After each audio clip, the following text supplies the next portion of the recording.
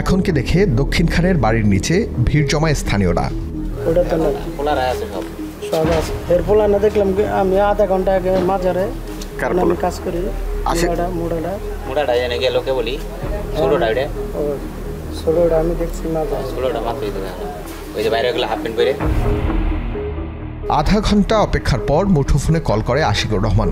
উত্তরার জসিমউদ্দিনে দেখা করার আমন্ত্রণ জানায় আমাদের। আমরা আপনার বাসার ঠিক সামনে। একটু কষ্ট করে উত্তরা চলে আসেন।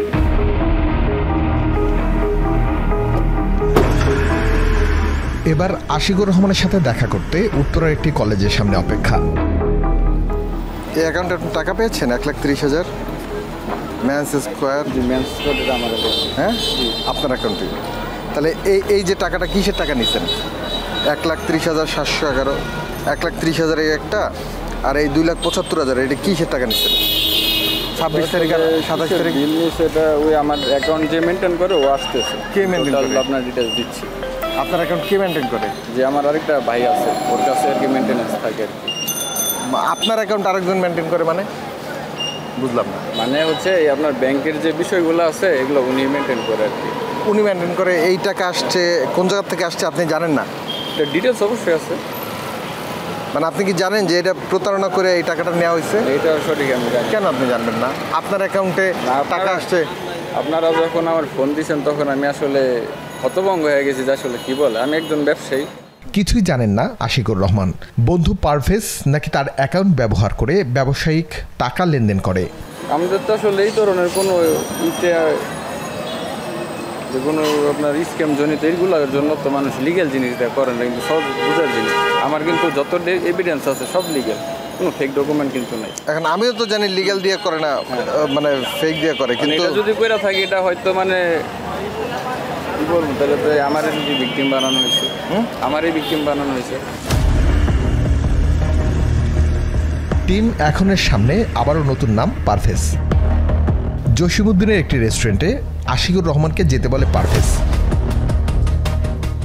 মিনিট 20 অপেক্ষা করার পর পারভেজ সহ 3 জনের একটি গ্রুপ আসে আশিকুর রহমানের সাথে দেখা করতে। কই গেল অনেক ভাই? কি করেন আপনি? জি বাইং হাউসের।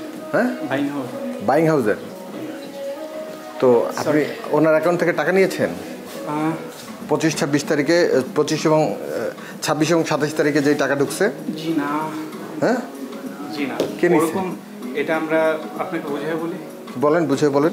যদি ক্যামেরাটা একটু অফ করতে। আচ্ছা ক্যামেরা অফ করবো, সমস্যা নাই, বলেন কি বুঝিয়ে বলবেন। ওরকম আমাদের বাইং হাউস আছে, হ্যাঁ। তো সেই ক্ষেত্রে হচ্ছে কি আপনার ওনারা অর্ডার দিছে। কারা অর্ডার প্রেস করছে? যে চাইনিজ, যাদের মনে করেন যে অ্যামাউন্ট, তো ওনারা অর্ডার করছে, সেই ক্ষেত্রে আমরা কাজ করতেছি। মানে চাইনিজ অর্ডার করছে আপনাদের? কোন চাইনিজ অর্ডার করছে?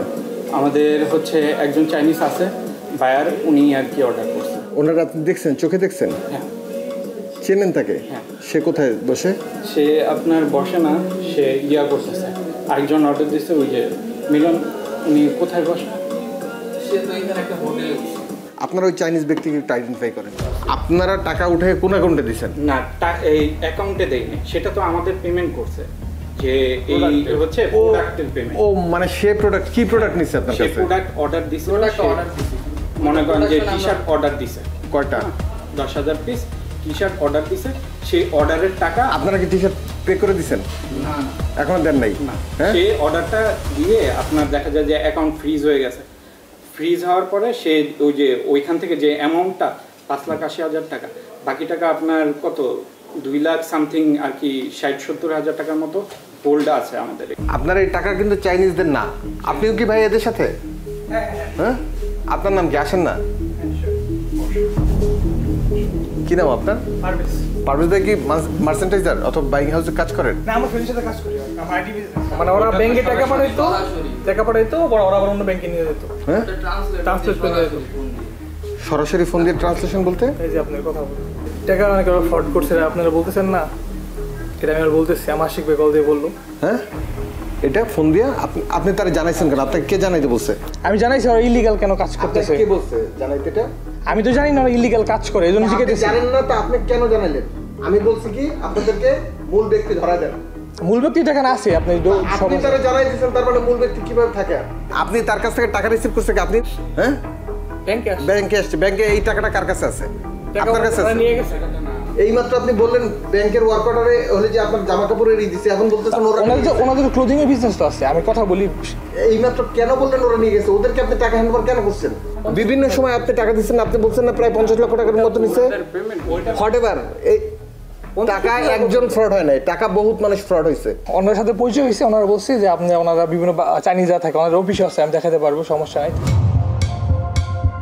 পারভেজের সাথে ওই চাইনিজ নাগরিকের যোগাযোগ রাখতে বলি আমরা।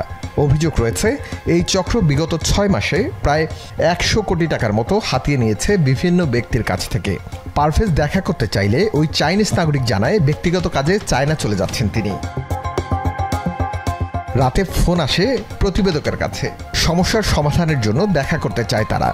ব্যাপারটা থেকে কিভাবে উত্তরণ করা যায়, বা আপনারা হয়তো বা ইয়েতে ভিডিও টিডিও করছেন, এটা মানে কি করা যায় আসলে? এটা কি মানে কোনোভাবে যদি ফুটেজটা ওর না দেন? আপনি কে ভাইয়া, আপনার পরিচয়টা কি? কোনোভাবে সম্ভব কিনা? আমার পরিচয় হচ্ছে আমি ওর ফ্রেন্ড, এমনি আমি একজন ব্যবসায়ী, এই আর কি। আমার ভাই কোনো পরিচয় নাই, আমি কোনো মন্ত্রী মিনিস্টারও না।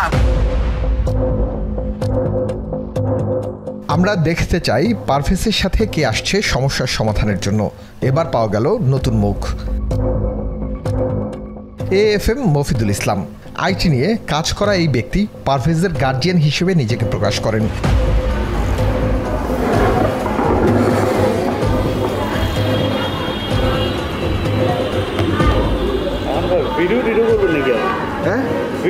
না না না, এটা সমস্যা না, বলেন।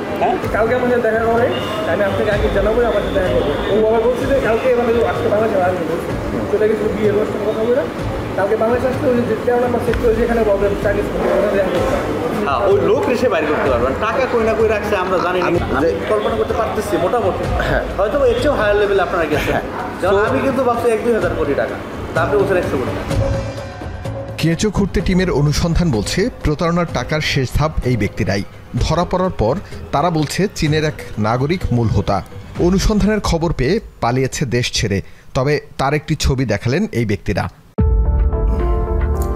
আপনাকে যে ফিশিং লিংকটা দেওয়া হলো, কিভাবে হয় এমন প্রতারণা ঘুরে আসা যাক আইটি এক্সপার্টদের কাছ থেকে। তিনি আইডি পাসওয়ার্ড হ্যাক করে দেখালেন আমাদের। প্রতারক বা হচ্ছে হ্যাকার বা হচ্ছে আপনাকে এরকম একটা লিঙ্ক প্রোভাইড করবেন। এই লিঙ্কে প্রোভাইড করার পর আপনি যদি সেটাতে বিশ্বাস করে লগ ইন করেন, আপনার ক্রিডেন্সিয়ালটা হ্যাকারের হাতে চলে যাবে। যেমনভাবে আপনাকে লিঙ্ক দেওয়া হয়েছে, আপনি সেখানে লগ ইন করেছেন বিশ্বাস করে, এখন আমি আপনাকে দেখাবো সেই পাসওয়ার্ডটা, যেখানে আপনি আপনার ইউজার নেম দিয়েছেন এটা, পাসওয়ার্ড দিয়েছেন হচ্ছে এটা, এবং কোন আইপি থেকে আপনি লগ ইন করেছেন সেটা। এখন আমি এই ইউজার নেম বা ইমেলটা এবং পাসওয়ার্ডটা দিয়ে আমি এখন ফেসবুকে লগ ইন করে ফেলতে পারবো। ইদানিং সময় একটা জিনিস দেখলাম যে ব্যাংকের ওটিপি আর দরকার হয়, আপনার কাছে সেমভাবে ফিশিংয়ের একটা লিঙ্ক প্রোভাইড করে। এখন সেখানে বলে যে আপনার এটা আপডেট করার জন্য বা আপনাকে রিভিউ করার জন্য সেখানে আপনাকে একটা কুকিজ দিতে হবে। এখন ব্রাউজারের কিছু কুকিজ থাকে, যখন আমি ব্রাউজারে কোনো জিনিস লগ ইন করি, সে একটা সেশন তৈরি করে, যেটাকে আমরা কুকিজ বলি, বা একটা ছোট্ট ফাইল বা একটা ক্রিডেন্সিয়াল, সেটা তখন হ্যাকার এটা কালেক্ট করে।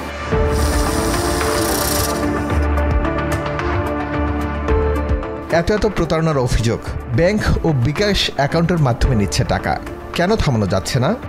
কিন্তু এই যে টাকাটা যখন ঢুকলো, ওই লোকের তো KYC করা আছে, টিপি আছে, ট্রানজ্যাকশন প্রোফাইল, যে মাসে বা বছরে কতটা লেনদেন হবে, কত টাকা সর্বোচ্চ লেনদেন, তার মানে ওটা তো STR হয়ে যাবে, সাসপিশিয়াস ট্রানজ্যাকশন হিসেবে ব্যাংক তাৎক্ষণিকভাবে ওই তথ্য BFIতে দেওয়ার কথা। অতএব ব্যাংকাররা যদি ওই তথ্য না দেয়, তার মানে তারাও অবশ্যই ওই আইনের দ্বারা মানে দোষী সাব্যস্ত হবে। যখন দেখবে তার মাসে লেনদেন হওয়ার কথা 2.5 লক্ষ টাকা সর্বোচ্চ, সেখানে 70 লাখ 80 লাখ হচ্ছে, কী হবে?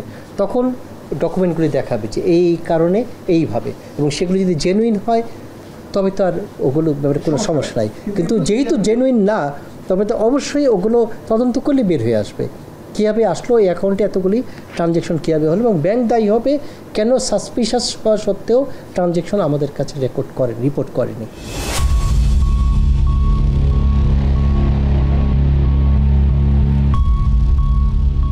ডিজিটাল বাংলাদেশে সুযোগের পাশাপাশি রয়েছে বিপদ। সচেতন হলেই প্রতিরোধ সম্ভব। এমন অনেক অপরাধের উপর চোখ রাখছে টিম এখন। অপরাধের সুলুক সন্ধান করে কেঁচো খুঁড়তে টিম পাশে থাকবে সাধারণ মানুষের।